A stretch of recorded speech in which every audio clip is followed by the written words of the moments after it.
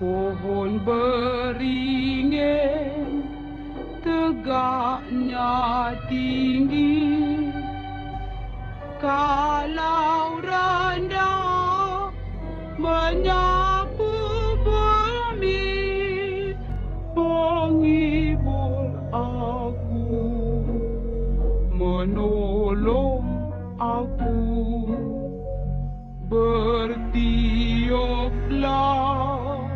oh angin bayu, laju, laju, buaiku laju. Assalamualaikum. Apa khabar semuanya? Anak-anak Mak Jah yang tersayang, cucu-cucu yang tercinta di luar sana, walau di mana saja berada. Apa khabar semuanya anak-anak? Mak Jah sentiasa mendoakan anak-anak Mak Jah di luar sana, walau di mana saja berada. Semoga orang kata kan, semoga dengan izin Allah sentiasa sihat walafiat, diperbanyakkan rezeki, dipermudahkan segala urusan dunia dan akhirat. Amin. Tapi tak lupa juga yang paling penting, supaya sentiasa mendapat redha Allah, sentiasa tenang, sentiasa berlapang dada, sentiasa gembira ya anak-anak. Jadi Mak Jah ni macam ni lah. Alhamdulillah Mak Jah sihat. Tapi sebelum tu Mak Jah mengucapkan terima kasih banyak-banyak kepada anak-anak cucu-cucu di luar sana kerana tak henti-henti menyokong Mak Jah, mendoakan kesihatan Mak Jah sekeluarga, sentiasa doakan baik-baik Mak Jah. Tak terkata, Mak Jah rasa macam terharu anak-anak kan. Yelah, kita sebenarnya tak pernah bersua, tetapi orang kata dengan izin Allah, jiwa kita ialah sentiasa bersama kan. Kita sentiasa doa mendoakan. Itu yang lebih penting ya anak-anak, kerana manusia ni, dia penampilan kita tak penting anak-anak. Yang penting yang Allah pandang adalah di jiwa kita. Mak Jah ingin berkongsi cerita mengenai seorang lelaki.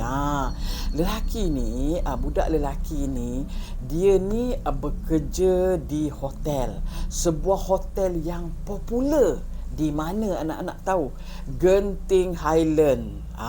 Siapa yang tak tahu Genting Highland ya anak-anak? Semua orang tahu dia tempat yang orang kata tempat berlibur. Tempat yang ada theme park. Sekarang ni lagi banyaklah anak-anak kan, tempat orang shopping, tempat kanak-kanak suka bermain di sana, macam-macam. Memang seronok. Cuaca pun agak nyaman, sejuk. Jadi pengalaman budak lelaki ni, dia ni kerja di hotel Genting Highland, salah sebuah hotel di sana. Dan dia mungkin dah lama juga bekerja. Sebab apa? Dia ni seorang yang dedikasi dalam pekerjaan dia. Dia bekerja sebagai mungkin room service lah kita panggil kan, ataupun lebih kurang macam atau housekeeping. Atau selalu kalau housekeeping dia kemas bilik, tetapi budak lelaki ni, dia ni yang hantar-hantar barang dekat bilik hotel. Kalau orang ada nak call kan, nak call, nak makan apa semua, dia tukang hantar ke bilik. Itulah kerja dia. Jadi kejadian ini berlaku memang malam lah kan anak-anak. Kalau cerita misteri memang malam kan. Jadi budak lelaki ni dia memang sangat rajin. Dia rajin bekerja. Dia pekerja cemerlang. Jadi dia setiap tahun, selama 3 tahun berturut-turut, dia dapat anugerah cemerlang pekerja terbaik. Jadi kita boleh bayangkan budak ni memang rajin bekerja, memang dedikasi kan budaknya. Jadi dia ceritakan pengalaman dia. Dia kata pada satu malam ni dia shift dia habis pada dalam pukul 11. Macam itulah dia shift malam lah kiranya, termasuk ke malam. Jadi dia kata pada malam itu dia kata dia tak tahu kenapa. Kita manusia ni pun kadang-kadang ada insting kan, anak-anak kita ada satu perasaan yang orang kata naluri kita. Dia kata malam tu dia rasa macam tak selesa. Dia kata dia macam seram sejuk. Dia rasa macam tak tahulah, tak syok aja rasa macam seriau aja dia rasa macam tu. Kebetulan pula malam tu dia kerja seorang. Pasal apa? Dia malam tu dia dengan supervisor dia je. Jadi kebetulan pula supervisor dia ni ambil cuti sakit, tak berapa sihat. Jadi dia seorang lah anak-anak malam tu kan. Jadi kita ni kalau seorang, kita rasa lain macam tahu anak-anak. Macam Mak Jah lah. Kalau Mak Jah pergi syuting, duduk bilik seorang-seorang, kadang-kadang kawan kita tak masuk lagi kan. Kita rasa macam memang tak enak lah, kita rasa macam serang sejuk, meremang pun ada. Jadi budak ni dia pun rasa macam tu. Dia kata tak tahulah, dia kata malam lain tak ada macam tu, tapi malam ni dia kata malam yang kejadian tu dia rasa macam badan dia tak berapa sedap, dia rasa bosan, naluri dia. So dia kata office dia ni tingkat 4. Jadi dia cara dia menyampaikan tu, office dia ni ada balkoni. Jadi dia kata sementara dia ni bertugas tu, dia bosan, dia pergilah menjenguk dekat balkoni dia tu. Dia kata dalam dah pukul 10 lebih macam tu lah kan, dekat-dekat dia nak habis kerja. Dia kata dia bosan, tak ada orang. Dia pergilah lepak di balkoni office dia tu, tingkat 4 tu. Dia tengoklah dekat bawah, dekat theme park tu, tempat-tempat budak-budak main, bermandi-manda, ada swimming pool, ada macam-macam lah dekat situ. Jadi dia tengok, dia kata dalam hati dia lah, orang semua dah masuk bilik tidur, aku je kerja, dalam hati dia kan. Sunyi lah pula malam ni, macam tu. Jadi dia kata dia pun bosan malam tu. Sambil-sambil dia tengok ke bawah, tengok pekerja tengah bersihkan swimming pool, dia terdengar bunyi deringan telefon dekat office dia lah. So dia pun pergilah, dia pun biasalah dia pekerja kan, dia angkatlah telefon. Dia kata halo, macam room service ke apa ke kan. Dia tanyalah apa, tapi dia kata tak ada jawapan.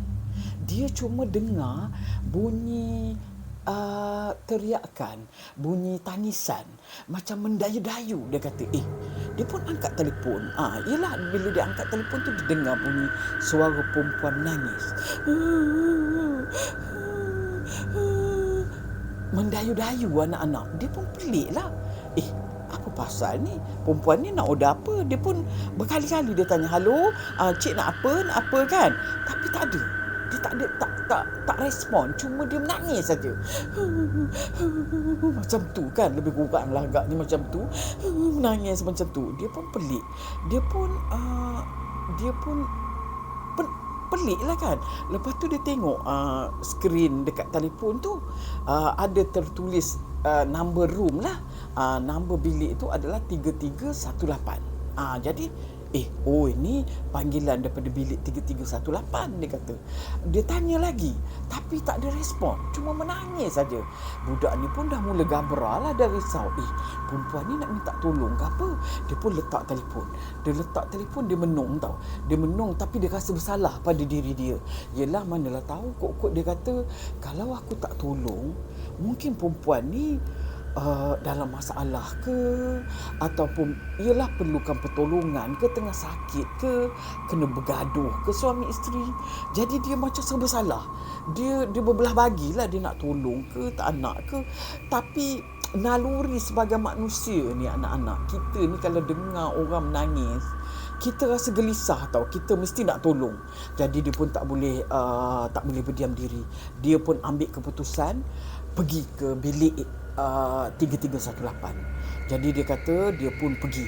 Dia pun ambil keputusan, aku nak tengok juga, dia kata apa berlaku dekat bilik ni. Dia pun pergi. Dia kata daripada office dia tu ke bilik tu agak jauh. Dia pun jalan lah, dia jalan. Dia pergi. Dia kata dia pun bila sampai ke pintu bilik tu, debaran dada dia lagi kencang, lagi kuat anak-anak.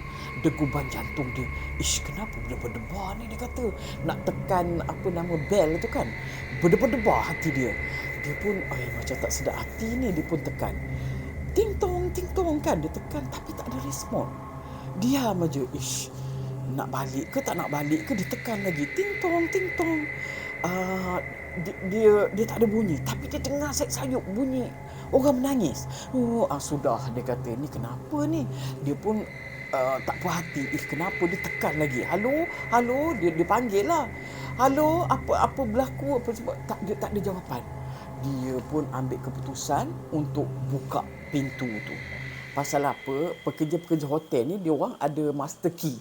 Dia pun ambil master key dia. Dia pun buka pintu tu. Dia pun buka. Dia tengok bilik tu anak-anak. Gelap, segelap-gelap gelita. Dia pandang kiri kanan. Gelapnya bilik ni. Macam tak ada orang, dia kata kan. Lepas tu dia pun pergi keliling-keliling. Dia pun tak puas hati. Tak ada orang ke bilik ni? Tapi siapa yang call tadi, dia kata kan. Dia pun pasang lampu. Dia pasang lampu. Bila dia pasang lampu, terang lah, bilik tu semua dah terang. Dia pun cek. Dia cek dekat katil kan. Dia cek sekeliling, dia cek. Memang tak ada orang lah. Memang tak ada orang anak-anak. Bilik bulu roma, mak jah pun dah meremang. Bilik elok aja, kemas, katil semua elok. Dia pun mula terfikir, siapa pula yang call aku ni? Dia pun tengok kiri kanan, memang tak ada orang. Lepas tu dalam masa tu, dia teringat anak-anak kita kan. Kadang-kadang kita teringat balik. Dia teringat kawan-kawan dia pernah cerita dengan dia. Kawan-kawan dia kata bilik 3318 ni memang bilik yang berhantu. Bilik yang selalu mengacau dia orang. Kadang-kadang kawan-kawan dia kata dengar orang minta tolong. Bila dia orang lalu dekat bilik itu, dia orang dengar orang minta tolong. Tolong, tapi tak ada orang. Tak ada customer. Lepas tu ada yang macam dengar bunyi baling barang, bunyi benda jatuh yang kuat, baling barang kuat. Kawan-kawan dia pernah cerita, baru dia teringat anak-anak sudah masak. Dia kata inilah bilik dia, bilik yang 3318 ni. Ini bukan manusia, ini memang hantu yang telefon ni. Dia dah mulalah bermain dalam fikiran dia. Dia dah panik, dia dah berpeluh dah anak-anak. Dia memang takut tau. Dia memang takut sangat masa tu. Dia kata dia dah takut. Dia pun nak keluar balik lah. Buat apa tunggu lama-lama kan. Dia pun pergi ke pintu. Dia buka. Nak buka keluar lah. Anak-anak tahu apa berlaku. Pintu tak boleh buka anak-anak. Pintu macam jam. Dia tarik tombol pintu. Dia tarik. Tak boleh juga. Dia dah apa berlaku ni. Dia kata kenapa pintu tak boleh buka pula ni. Kenapa. Dia tekan lagi. Tak boleh anak-anak, tak boleh buka. Lepas tu dia dah menggigil dah. Dia kata dia memang dah menggigil. Dalam masa keadaan dia tengah menggigil tu anak-anak tahu apa berlaku. Dia terasa orang tiup tengkuk dia dekat belakang. Ni dengan hembusan yang kuat. Dia kata macam tu dekat belakang. Dia dah panik anak-anak, kuat tau. Dia kata boleh terasa hembusan nafas tu yang kuat. Dia kata bulu roma dia dah naik, kaki dia dah kejung, dah tak boleh buat apa. Dia kata kan ini memanglah bukan manusia ni memang hantu dah mengacau dia. Dia pun dah tak tahu nak buat apa kan. Lepas tu dia terdengar suara perempuan tu menangis lagi anak-anak. Macam tu kan. Dia terdengar lagi. Dia pun mula pandang. Lepas tu dia tercium bau yang sangat busuk anak-anak. Bau yang macam bau bangkai kan, busuk. Dia pandang anak-anak tahu apa berlaku. Macam dekat sangat. Macam ini Mak Jah kan dekat sini. Dekat situ. Masya Allah anak-anak. Dia ternampak apa anak-anak? Dia ternampak lembaga yang bersalut dengan kain kain kapan yang dah lusuh anak-anak. Anak-anak tahu apa tu kan? Kalau Mak Jah tak cakap pun anak-anak mesti tahu kan? Kalau lembaga yang bersalut dengan kain kapan yang dah lusuh pocong anak-anak. Bayangkanlah, mata dia tengok macam tu, mata dia bulat anak-anak. Budak ni lah mata dia bulat, dia tengok muka pocong tu nampak jelas, dia kata. Nampak muka yang dah bergulat dengan busuk, dia nak muntah kan. Ya Allah, dia kata busuk apa berlaku ya Allah. Dia dah panik gila anak-anak, kaki dia tak boleh bergerak, dia rasa dah lemah longlai, dia rasa dah terpaku, dia rasa memang dah fana dah. Dia pun lepas tu dia pun tak tahu apa berlaku, dia terus dia terus pengsan anak-anak. Bayangkanlah, bukan saja dia, kalau Mak Jah awal-awal dah pengsan anak-anak. Dia pengsan anak-anak betul depan pintu depan pintu bilik tu.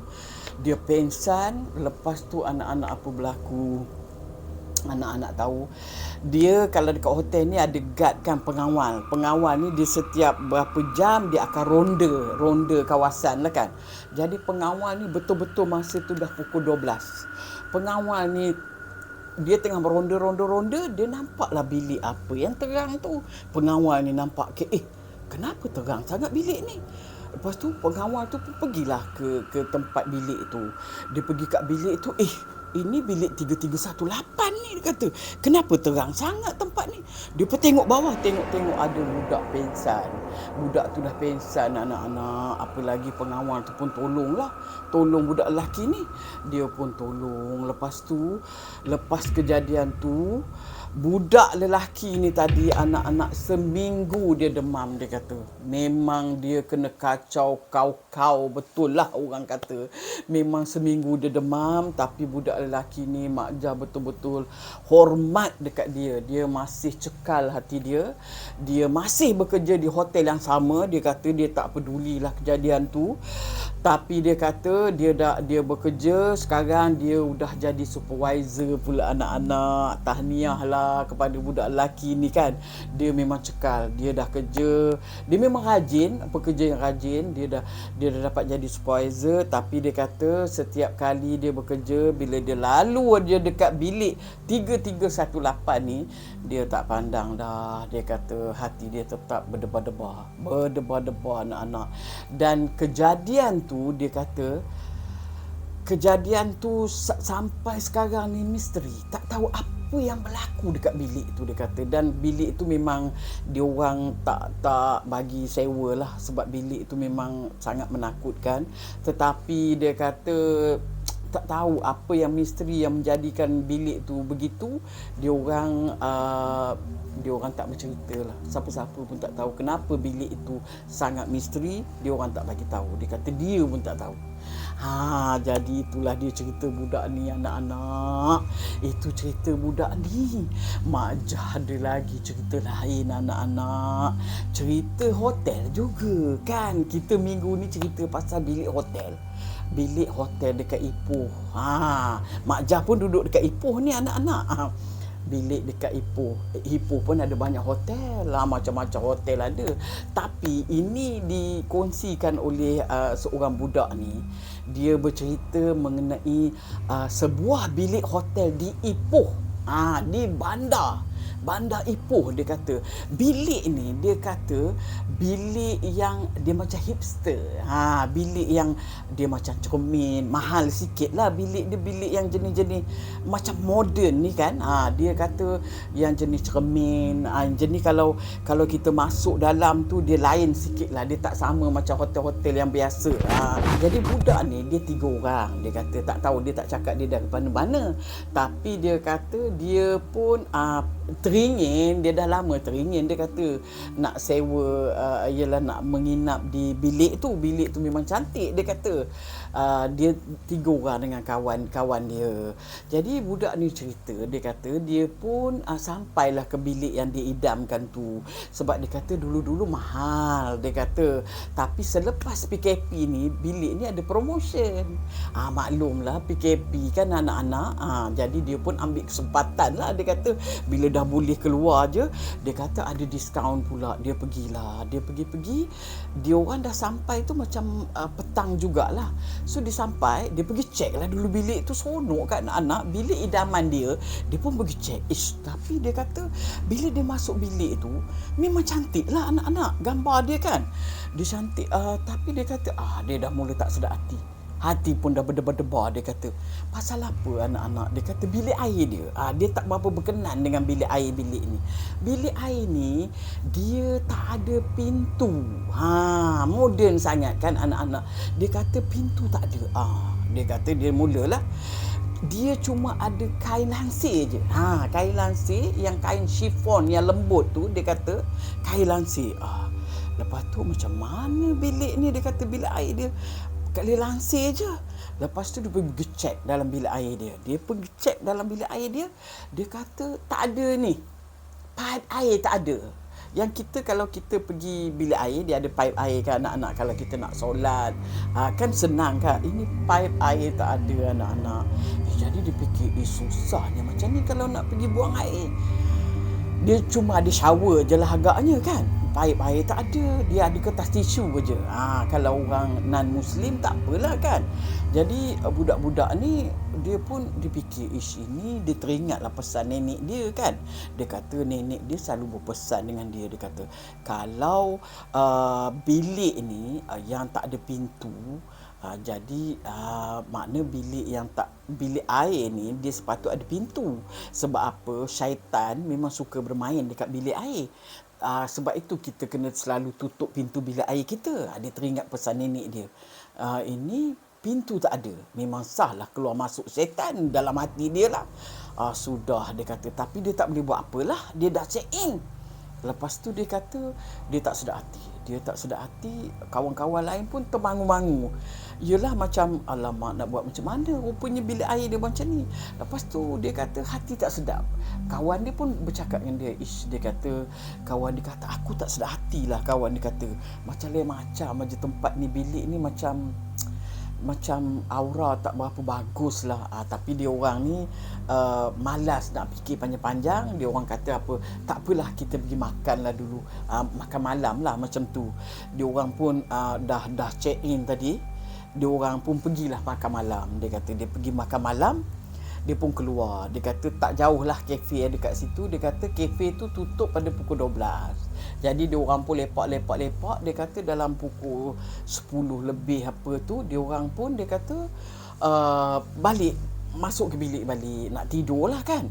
Jadi dia kata salah seorang daripada kawan dia tu, ialah bila kita nak tidur, biasalah kan anak-anak kita nak basuh muka, nak gosok gigi kan. Salah seorang kawan dia tu pergilah ke sinki dia. Sinki dia ni, dia kata sinki untuk dia orang nak basuh muka, betul-betul ini katil, ini sinki. Betul-betul orang kata selari lah begitu kan. Jadi dia kata dia ni mungkin dia baring kat katil lah kot. Lepas tu dia kata dia tengok kawan dia ni basuh muka. Kawan ni tadi daripada buang air lah kan. Dia teruslah basuh muka. Lepas tu dia tengok kawan dia ni basuh muka. Dia kata, lepas tu apabila dia tengok kawan dia ni basuh muka, dia dah basuh muka, tiba-tiba dia kata dia nampak mata kawan ni merah.